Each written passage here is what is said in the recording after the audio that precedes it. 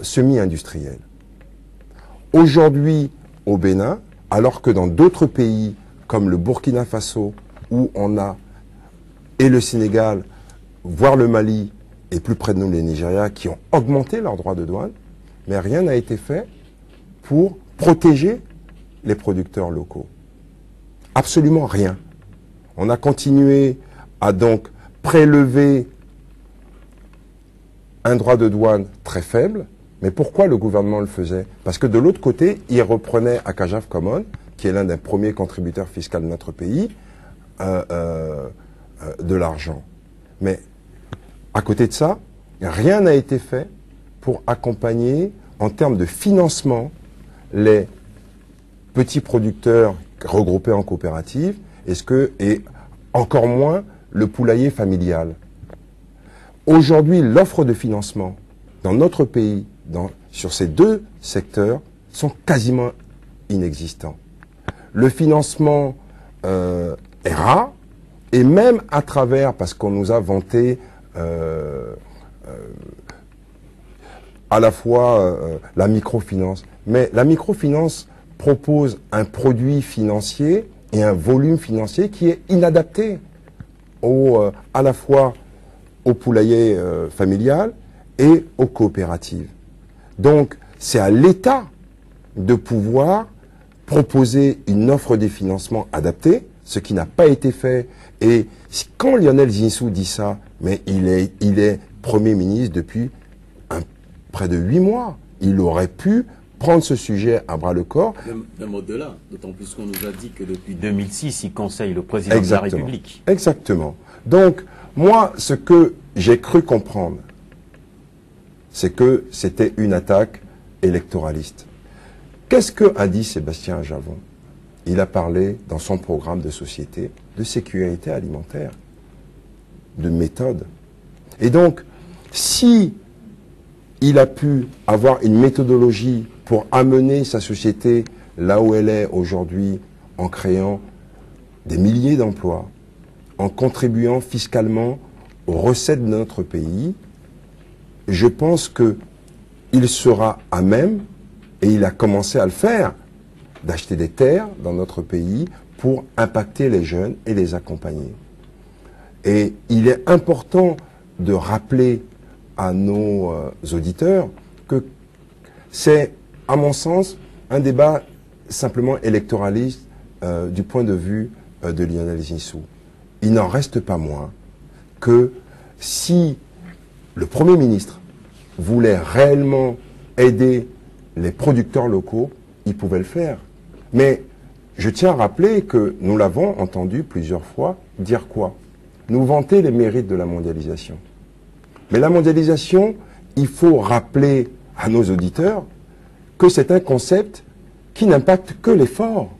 Derrière cette mondialisation, mais si vous ne protégez pas vos marchés, mais vous êtes sujet à voir des forts venir chez vous et continuer à vous envahir avec des coûts de production moindres que chez nous. Regardez le problème de l'énergie. Alors je tiens à rappeler que vous avez deux candidats, il y en a un qui nous propose un gadget pour la lumière et l'autre qui vous dit en 2 ans je vais avec méthode pouvoir répondre à la question de l'énergie dans notre pays. Il ne peut pas y avoir de développement sans énergie. Mais par ailleurs, on ne peut pas nous vanter les mérites d'un financement. D'ailleurs, on se demande comment il a été monté, à coups de milliards, pour apporter des réponses à très court terme, avec des lampes torches. Ce sont des gadgets, et ça me rappelle en fait la conquête de l'Ouest, voire la conquête de l'Afrique au moment de la colonisation, où on emmenait des petites babioles, les miroirs et tout ça, et on vous dit, bon ben écoutez, vous voyez, on vous emmène le développement. Ce n'est pas ça le développement. Quand on travaille avec méthode, on se donne du temps pour y parvenir. Donc, monsieur le journaliste, il faut rappeler que on ne peut pas jeter l'opprobre à Sébastien Javon. Ça ne veut pas dire qu'en tant que acteur économique, mais lui, il a pensé à son entreprise. Et surtout, il s'est rendu compte de quoi? D'un vide. Les productions locales n'arrivent pas à subvenir à la demande locale. C'est ça le vrai problème. Et donc, si les producteurs locaux, et je vous ai cité, vous avez 3 types de production au niveau de la volaille en Afrique subsaharienne, le petit poulailler familial, les coopératives agricoles et l'industrie la semi-industrialisation de ce secteur. Mais encore faudrait-il que l'État, un gouvernement, appuie la production locale pour faire en sorte que cette production locale réponde à l'offre et à la demande. Donc s'il y a un vide, mais les importateurs ont comblé ce vide. Mais c'est au gouvernement à la fois avoir le courage de dire stop à la mondialisation. Si l'Europe s'est développée sur ce secteur, il a été protégé pendant 40 ans. Donc on ne peut pas, parce que nous sommes faibles, les derniers accords ACP-UE sont en notre défaveur. Il faut que les gouvernements aient le courage, certains l'ont eu, le gouvernement béninois ne l'a pas fait, parce que, écoutez, il ne protège pas ces petits producteurs locaux. Mais aujourd'hui, Sébastien Ajavon, candidat à l'élection présidentielle, vous pensez qu'il ne sait pas les dégâts que les importations de volailles dans notre pays font par rapport à la production locale? Mais ça demande un minimum de méthodologie de travail. Les effets d'annonce, on peut tous les faire. Et après, il y a ce que j'appelle la méthode. Et voilà un monsieur qui, avec méthode, a monté l'un des plus grands groupes, au même titre que des groupes qu'on rencontre au Brésil aujourd'hui, en Thaïlande, en Chine, voire en Europe, pour répondre à une insuffisance au niveau alimentaire de notre pays.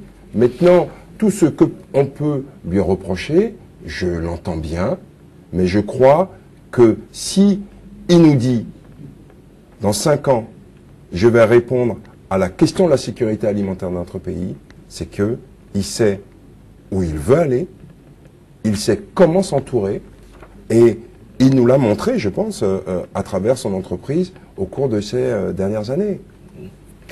Alors, on vous a suivi, monsieur Gagno Soglo, Honoré Benjamin Naou. Gagno Soglo parle d'attaque électoraliste. Je ne sais pas si c'est votre point de vue également. Non, vous savez, quand on est en politique, on donne des coups. Mais je pense quand même qu'il y a un minimum de décence, qu'il faut demander aux candidats qui sont en course. Parce qu'aujourd'hui, nous sommes dans une période électorale. Et véritablement, ce qu'on devrait entendre, c'est ce que vous apportez comme solution au peuple. Et non pas chercher à savoir comment trouver des stratégies pour dénaturer. Et même si on veut le faire, qu'on le fasse avec un minimum de décence. Parce que quand on va dire que voilà telle personne qui est candidat, mais qui a passé tout son temps à zigouer les producteurs locaux, qu'est-ce qu'on veut dire? C'est de demander à ces producteurs locaux-là de ne jamais voter pour lui. C'est le message en réalité. Et je pense que ce n'est pas bien. Parce que quand vous suivez un peu le développement du ministre Gagno Soglo, il dit clairement ceci. Qu'est-ce que l'État a fait pour protéger les producteurs locaux? C'est toute l'interrogation aujourd'hui. Lionel Zissou devrait se poser la question de savoir, il est venu pour la continuité d'un pouvoir en place. Qu'est-ce que ce pouvoir a fait à un moment donné? Nous sommes aujourd'hui dans un pays où il y a des gens qui ont les moyens de consommer pour les bicyclettes, donc fabriquées sur le plan local. Il y a certains Béninois qui ne peuvent pas, compte tenu du panier de la ménagère. Mais en ce moment, on fait comment? On les laisse, qui ont envie de manger du poulet. Il y a des structures qui sont sur place, et il n'y a pas que Kadiaf Common qui importe de la volaille. Posez la question, allez sur le marché, ce n'est pas seulement Kadiaf Common qui importe de la volaille. Et même ceux qui, il y en a parmi eux, qui ont fait l'essai, et qui aujourd'hui ont commencé une production industrielle. Allez leur demander ce qu'ils sont en train de vivre dans leurs entreprises. Parce qu'il n'y a pas un accompagnement. L'État n'a pas joué sa partition. Et quand on dit État aujourd'hui, Lionel Zissou est obligé d'assumer, parce qu'il est le Premier ministre. Et depuis 2006, qu'est-ce qu'on nous a dit qu'on est le Bénin depuis 2006 parce qu'il était conseiller du chef de l'État. Donc ça aussi, c'est à lui d'assumer. Ce coup qui a été donné par Lionel Zissou, à mon humble avis, je pense que ça ne devrait pas venir de lui. Parce que d'une manière ou d'une autre, aujourd'hui, il est comptable. Il est dans un gouvernement qui n'a pas protégé ses producteurs locaux. Dans ce pays, on a vu par exemple la bataille autour des œufs importés. On a vu la bataille autour des... Mais quand le problème s'est posé, on a vu par exemple cet importateur, il a laissé. Ce qu'il a importé, il a essayé d'écouler, mais il n'a pas continué. Il n'a pas continué. Mais le problème qui se pose aujourd'hui, qu'est-ce que nous proposons comme mécanisme pour aider les producteurs à la base? C'est toute l'interrogation. Moi, je demande à Lionel Zissou de proposer ces mécanismes aux conducteurs locaux. Si ça séduit les producteurs locaux, ils vont voter pour lui. Mais au lieu de se lancer dans des attaques qui, pour moi, ça n'a pas de sens. Alors, je me pose la question de savoir si Danone, que M. Zissou connaît très bien, ne vient pas concurrencer, peut-être par hasard, les boîtes comme Comtesse et tout ça, c'est des questions. Ça n'a pas de sens. Voilà. Donc, on va évoluer dans ce débat. Monsieur le ministre, vous avez suivi l'actualité. Nous sommes à 15 jours du scrutin et on continue de produire les cartes d'électeurs. Les Béninois ne sont pas sûrs d'en avoir avant le jour du scrutin. Écoutez, c'est un débat important, sérieux. Moi-même, j'ai essayé d'aller chercher ma nouvelle carte hier. Et j'ai envoyé 3 fois mon chauffeur à l'école où je vote habituellement. On nous dit que les agents sont en grève. Il faut inviter les populations à ne pas se décourager et à aller chercher ces cartes d'électeurs. Mais il y a un constat. On nous a dit qu'on allait améliorer les anciennes cartes, les cartes Sakalafia, du nom de l'ancien président, c'est ça, du Koslepi. Je tiens à apporter quand même une certaine connaissance de ces nouvelles cartes à nos auditeurs et téléspectateurs, en leur disant que où est l'amélioration? L'amélioration est-il faite sur la forme de cette carte, la matière, parce qu'aujourd'hui, les nouvelles cartes d'électeurs qu'on nous propose, mais c'est un nid à la fraude. Comment, monsieur le ministre? Mais sur les nouvelles cartes d'électeurs, vous ne voyez parfois et souvent même pas le visage de l'électeur en question. C'est très grave. Donc, on a gaspillé de l'argent. On a dit qu'on allait améliorer ces cartes d'électeurs. Je pense que les téléspectateurs qui regardent ces nouvelles cartes d'électeurs et qui sont eux-mêmes en présence de leur propre carte doivent se rendre compte que leur photo est souvent illisible. Mais dites-moi, c'est très grave. C'est à croire que on a fait un travail bâclé, une amélioration constatée défaillante. Au rabais. Au rabais. Et donc, je pense que ce n'est pas à l'honneur de notre pays, et surtout du président du Koslepi, qui est par ailleurs un ami, mais son travail est bâclé, peu sérieux, et nous conduit à nous poser des questions sur, véritablement, où est-ce qu'on veut conduire notre nation dans un vote aussi important.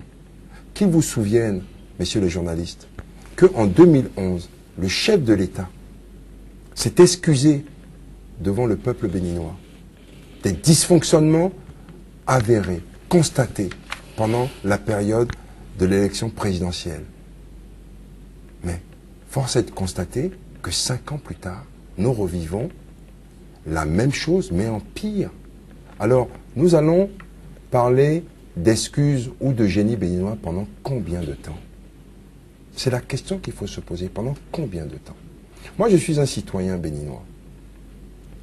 J'aspire à aller voter tranquillement, dans la transparence. Mais quand je lis ce matin que le candidat Sébastien Ajavon s'offusque, mais du processus en cours. Mais il devrait ne pas être le seul. Tous les autres candidats devraient monter au créneau. Et en tant que citoyen, ça m'interpelle.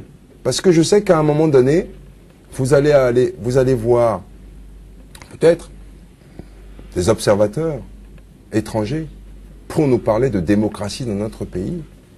Mais de démocratie, quand on constate de façon avérée qu'un processus est défaillant, mais c'est au moment où il va y avoir des troubles que nous n'espérons pas, que vous allez voir la communauté internationale venir nous dire « Ah non, il ne faut surtout pas que le Bénin bascule dans la violence. » Mais qu'est-ce que vous faites actuellement? C'est à croire que on veut nous faire passer des vessies pour des lanternes. Et ça, c'est inacceptable. Et en tant que citoyen béninois, en tant qu'homme politique, j'interpelle cette communauté internationale. Voulez-vous qu'on arrive à des drames vécus dans certains pays de la sous-région pour vous entendre? Une délégation de l'Union européenne est partie il y a quelques jours au COSLEPI. L'ancien président du COSLEPI les a accueillis, mais a refusé que les représentants des candidats n'entrent dans la pièce pour constater comment se déroulait le processus. Aujourd'hui, que nous disent les délégués de l'Union européenne? Les entend-on? Vous me direz, ils ne sont pas béninois, c'est à nous de nous faire entendre et de leur dire que face à toutes ces défaillances, il ne faudrait pas qu'on vienne nous parler de démocratie. C'est pas de la démocratie, ça. C'est du vol pur et simple. On ne peut pas, après 25 ans, continuer à être autant défaillant dans le processus devant conduire à l'élection présidentielle de notre pays et parler de génie béninois. Mais vous allez parler de génie béninois pendant combien de temps? La question demeure posée, monsieur le ministre. Exactement. Honoré Benjamin Naou, Oui. nous avons tous regardé les cartes qui sont passées tout à l'heure. Ça veut dire que tout le monde peut voter à la place de tout le monde. Mais le message est clair, tout simplement.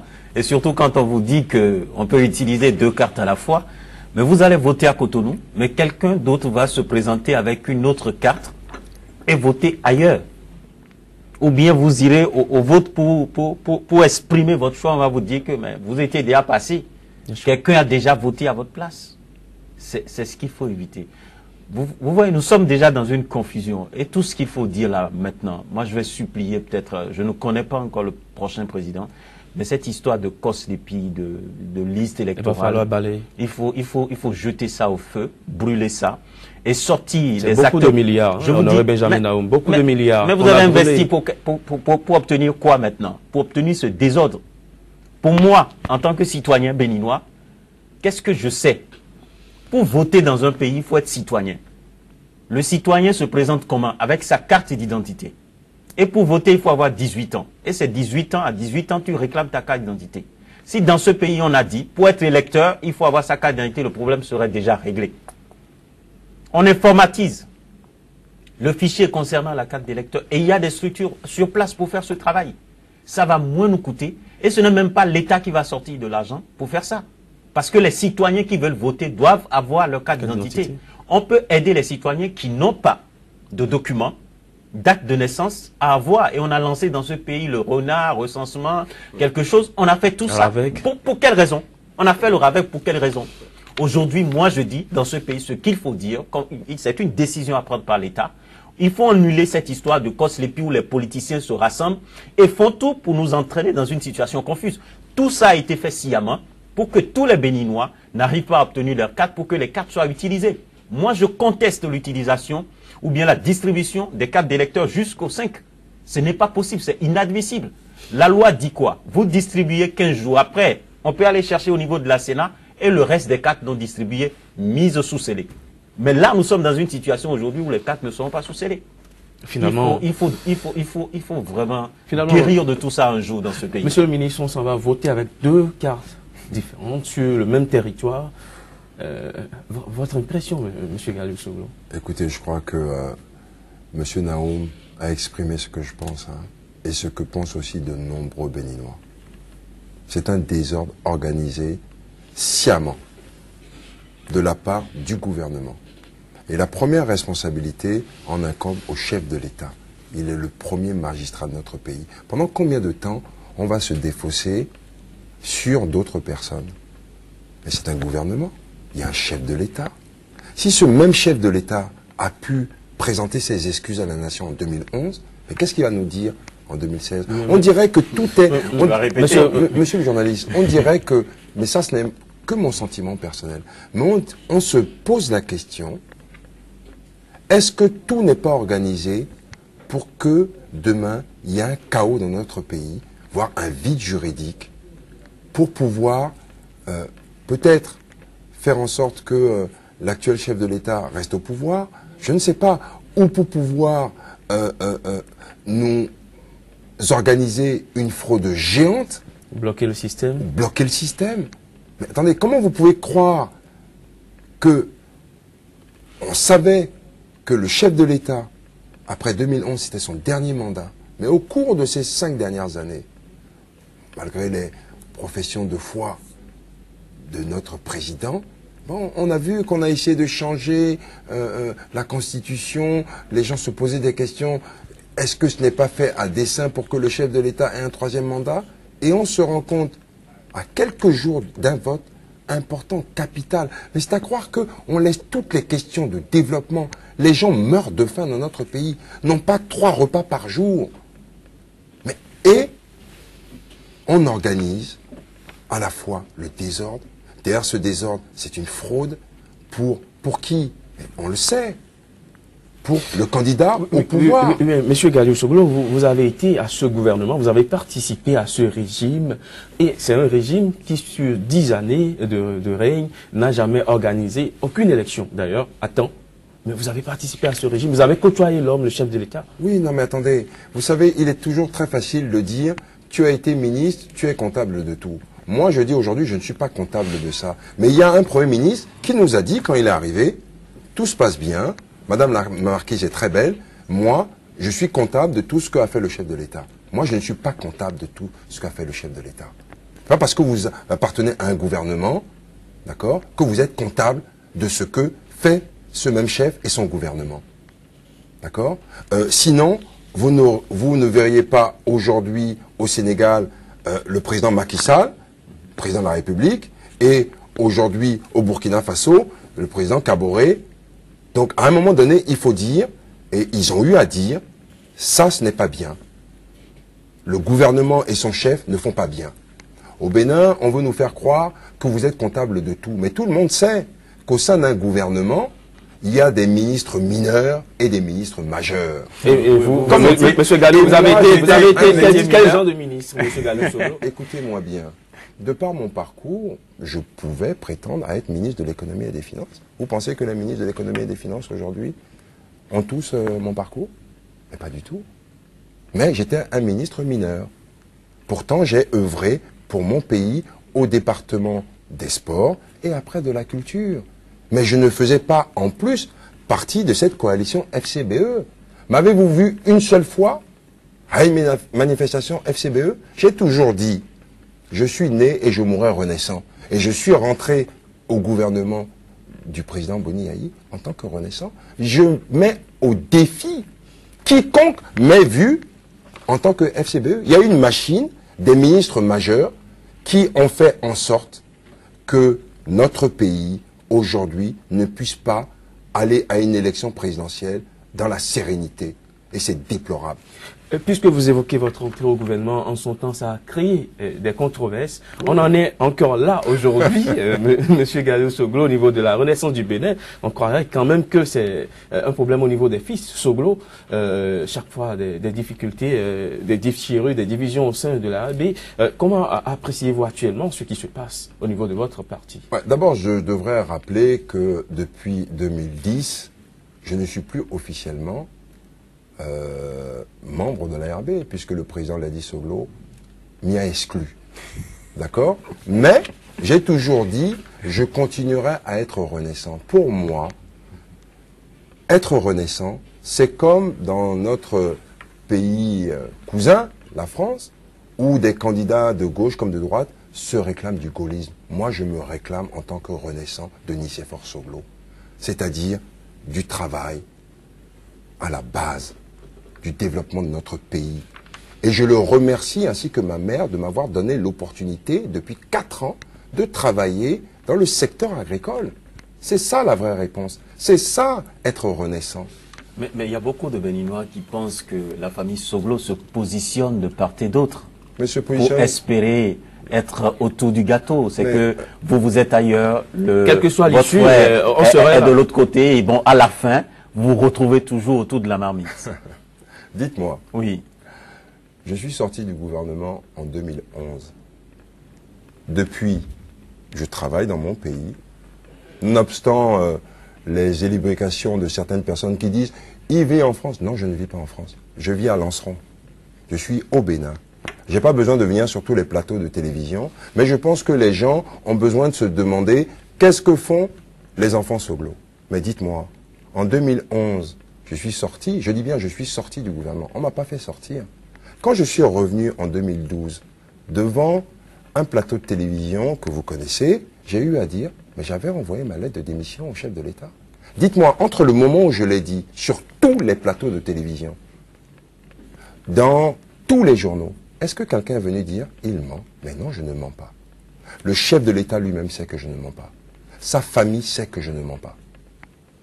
Feu mon oncle Boni, qui a élevé le chef de l'État, m'a supplié, je dis bien m'a supplié dans sa clinique, de ne pas aller à la télévision pour remettre ma démission. Et je lui ai dit, va dire au président de la République qu'au prochain remaniement, je dois sortir.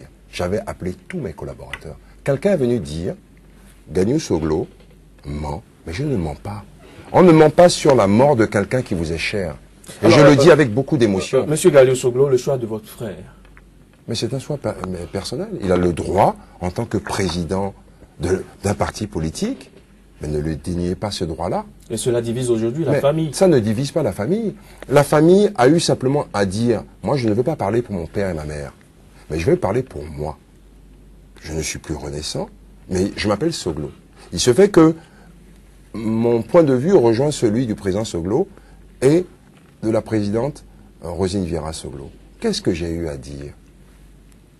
Moi, je m'insurge, non pas contre le fait que le Premier ministre puisse être candidat, mais je m'insurge sur le fait qu'il vienne, en prenant la main d'un ministre de la République qui a été doigté dans un scandale qui touche nos populations rurales. C'est scandaleux. Vous voulez parler du scandale de l'eau? Exactement. Vous savez que la première action que j'ai faite au niveau de mon exploitation agricole, c'est donner de l'eau au village qui est en face de notre exploitation. Les populations n'ont plus qu'à marcher de 5 mètres, je dis bien de 5 mètres, tourner en robinet et avoir l'eau. Donc, si le Premier ministre peut nous dire, circuler, il n'y a rien à voir, les gens peuvent voler, détourner, on vous dira, comme certaines personnes ont eu à le dire, mais écoutez, 3 millions d'euros, mais écoutez, on ne va pas nous embêter pour 3 millions d'euros. Les Néerlandais, là, ils devraient se calmer. C'est scandaleux. Alors que nos enfants, nos parents sont impactés négativement, meurent tous les jours parce qu'ils n'ont pas accès de l'eau potable. D'autre part, j'ai eu à dire que moi, je trouvais insultant pour ma personne que l'actuel Premier ministre ait tenu des propos, mais totalement insultants par rapport à l'Afrique tout entière. Maintenant, on vous dit, oui, mais c'est une vérité. Mais même si c'était une vérité, est-ce qu'un homme de sa trempe, puisqu'on nous vante sa trempe, le chantre de l'afro-optimisme, moi, j'ai pas attendu ce monsieur pour rentrer chez moi. Pourtant, j'étais catalogué comme béninois de l'étranger. Mais venez souffrir sang et larmes dans votre pays pendant des années. Quand j'entends, excusez-moi monsieur le journaliste, oui, qu'on compare Lionel Zinsou à mon père, je trouve ça totalement insultant. Nicéphore Soglo quand il a quitté d'abord, il est rentré au Dahomey, il avait 33 ans, il a été ministre de l'économie et des finances. En 1970, il était inspecteur général des finances. Il est resté au Dahomey après l'affaire Kovacs, au moment où il y avait une radicalisation du gouvernement de notre pays. Beaucoup de cadres avaient fui ce pays. Quand il a quitté la Banque mondiale en 1988, il a eu 2 propositions de travail. 1, en tant que président de Hydro-Québec International. 2, en tant que président d'Ecobank. Il a refusé pour rentrer dans son pays.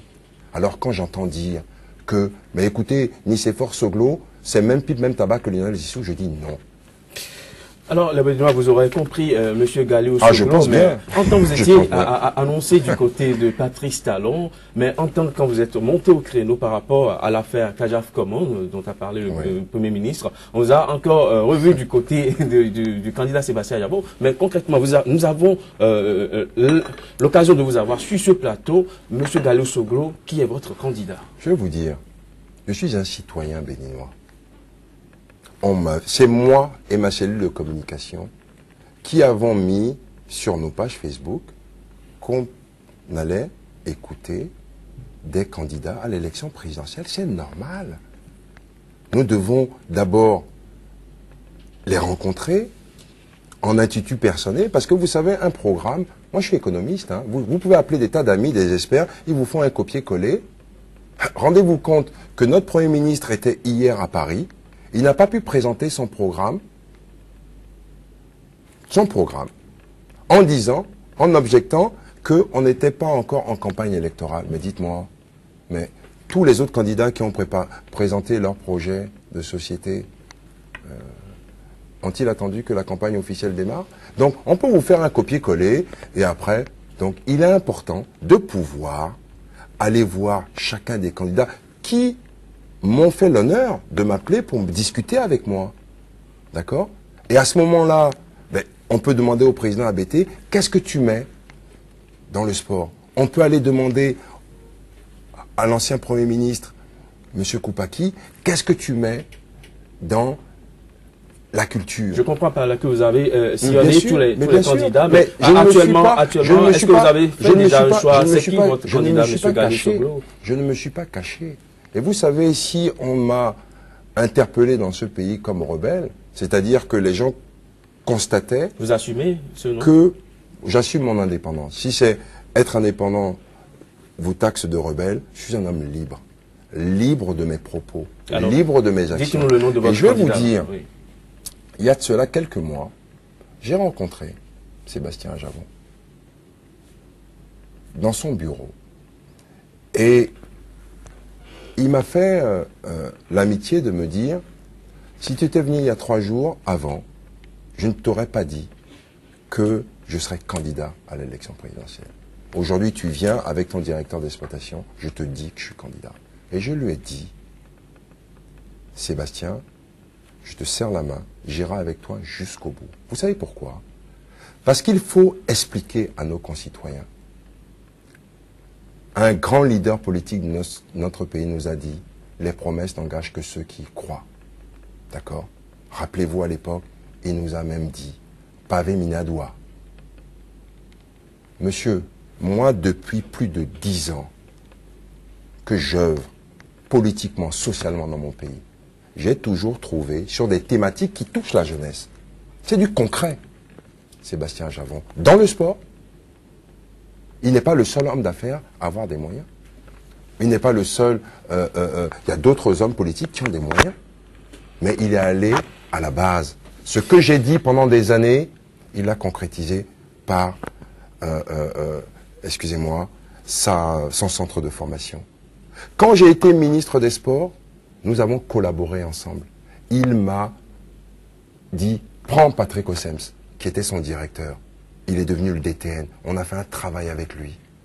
Ça a impacté des jeunes béninois. Et j'en appelle à nos populations, à nos mamans. Et ce sera votre mot de fin, monsieur le ministre? Non, ça ne sera pas simplement mon mot de fin. Parce qu'on a dépassé le temps je sais, parlé, mais monsieur le ministre. Que ce soit aussi au niveau agricole, il m'a donné des conseils. Mon exploitation est juste en face de la sienne. Et donc, je dis simplement, il faut revenir à la microéconomie. Et pas simplement faire des propositions. Des propositions, moi, si je suis avec Sébastien Ajavon, si mon mouvement d'échelon l'espoir va faire campagne à ses côtés, c'est parce que je crois en l'homme, j'ai vu ce qu'il a fait avec moi de façon visible, dans la réalité pratique, la méthodologie qu'il a mis en place. Le reste, je souhaite bon vent à tous les autres candidats. Voilà, vous l'avez compris, l'exclusivité sur SICA, le ministre Galiou Soglo apporte son soutien au candidat Sébastien Ajavon. Galiou Soglo, merci d'être passé sur ce plateau. Honoré Benjamin Naoub, merci d'être resté jusqu'à la fin. Mesdames, Messieurs, ce sera tout pour aujourd'hui. Ravi d'avoir été en votre compagnie et très bonne suite des programmes sur SICA.